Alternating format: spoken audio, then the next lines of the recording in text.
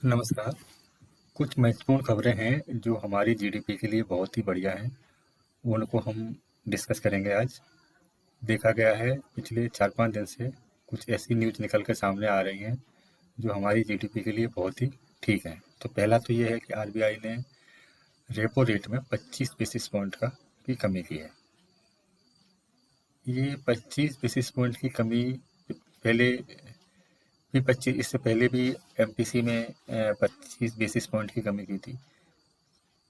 अब 25 basis point की कमी करके ये हमारी रेपो रेट जो हो गई है 6% पे आ गई है। इसका मतलब ये है कि ईएमआई लोन सस्ते होंगे, लोग पैसा ज़्यादा उठाएंगे तथा इकोनॉमिक एक्टिविटी बढ़ेंगी और जीडीपी की में ये कंज्यूमर जो प्राइवेट कंजम्पशन है उसमें बहुत ज़्यादा योगदान देते हैं।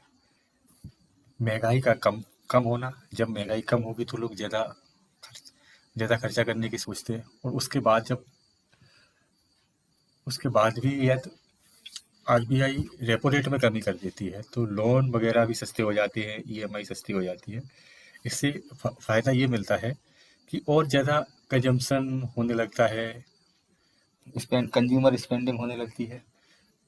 और दूसरी इसमें इन्वेस्टमेंट में भी जब जो जैसे अगर शेयर मार्केट में या अन्य सिक्योरिटी में इन्वेस्टमेंट के भी चांस ज़्यादा बनने लगते हैं। तो आरबीआई का जो रेट कट होना है वो एक पॉजिटिव संकेत होता है हमारी जीडीपी के लिए।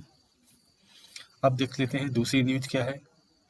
टैरिफ है उसे पोज कर दिया है 90 डे के लिए, लेकिन जो 10% टैरिफ है वो रहेगा। मतलब अभी कुछ समय पहले ट्रंप ने जो टैरिफ लगाए थे, रेसिप्रोकल टैरिफ लगाए थे, वो रेसिप्रोकल टैरिफ को ट्रंप ने 90 दिनों के लिए पोज कर दिया है। 90 दिन बाद विचार करेंगे डोनाल्ड ट्रंप, ऐसा उन्होंने बोला है।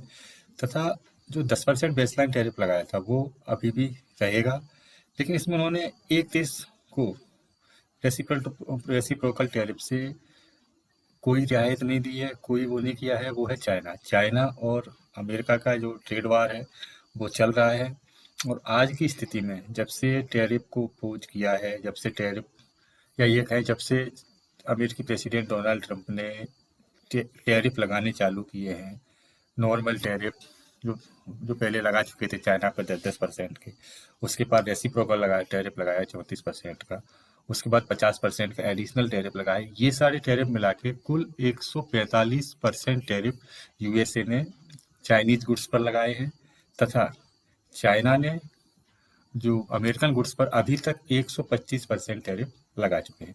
और ये ट्रेड वार और एस्केलेट होता चला जा रहा है और बढ़ता हुआ चला जा रहा है। इसके बारे में अपडेट आती रहेंगे तो बताते रहेंगे, लेकिन वो रोज अपडेट आ रही हैं तो एक साथ कवर मैं नहीं कर पा रहा। लेकिन ये जो टैरिफ है, दोनों देशों के जो टैरिफ बार है वो एस्केलेट हो गया है, वो बढ़ता ही जा रहा है। कि यूएस का इन्फ्लेशन कंट्रोल में है, इतने सारे टैरिफ होने के अलावा भी अमेरिकन प्रेसिडेंट डोनाल्ड ट्रंप ने जो इम्पोर्ट पर इतने ज़्यादा टैरिफ लगाए हैं, टैरिफ की खबरें हैं, सब कुछ है, लेकिन उनका जो इन्फ्लेशन है अभी कंट्रोल में है। इस बार का जो इन्फ्लेशन है 2.4% है, जो कि इससे इससे पहले माह का था 2.8% और फोरकास्ट किया गया था 2.6%। मतलब फोरकास्ट से भी कम आया है और पिछले मंथ से भी कम आया है। मतलब कि इन्फ्लेशन कंट्रोल में है। ये भी ठीक है क्योंकि अमेरिका मार्केट जैसा काम करता है वैसे ही हमारा मार्केट उस पर रिएक्ट करता है। लगभग केस में ये देखा गया है, अमेरिकन मार्केट जिस तरीके से रिएक्ट करता है वैसे ही हमारा मार्केट रिएक्ट करता है लगभग केसेस में। तो ये भी एक खबर पॉजिटिव ही है।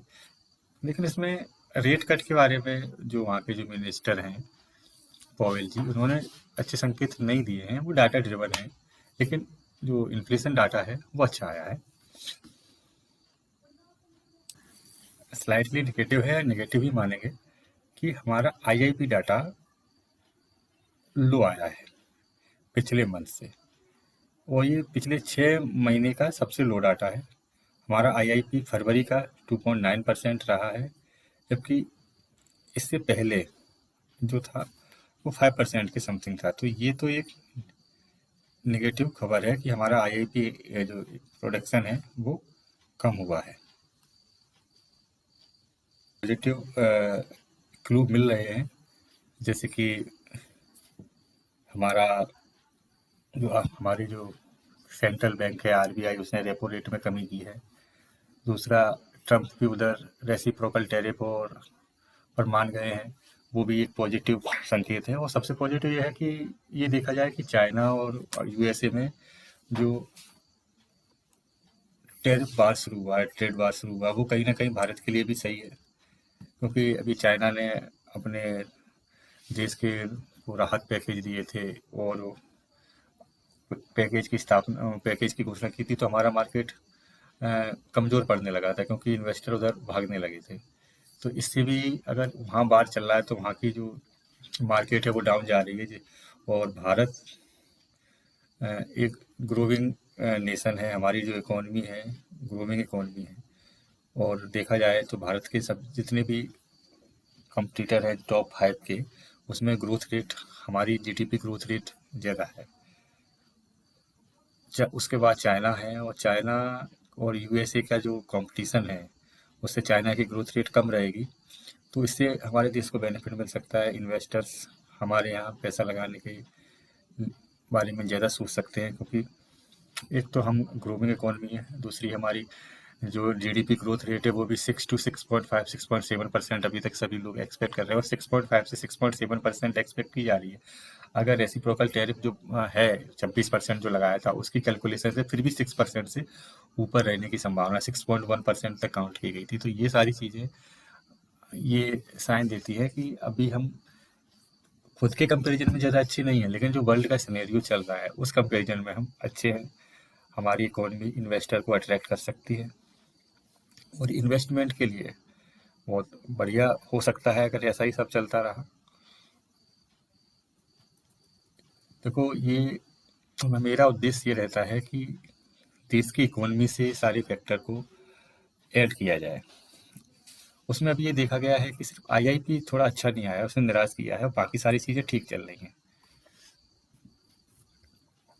तो आज के लिए बस इतना ही। अगले वीडियो में फिर एक नए टॉपिक या कुछ नई खबरों के साथ आएंगे। तब तक के लिए नमस्कार, धन्यवाद।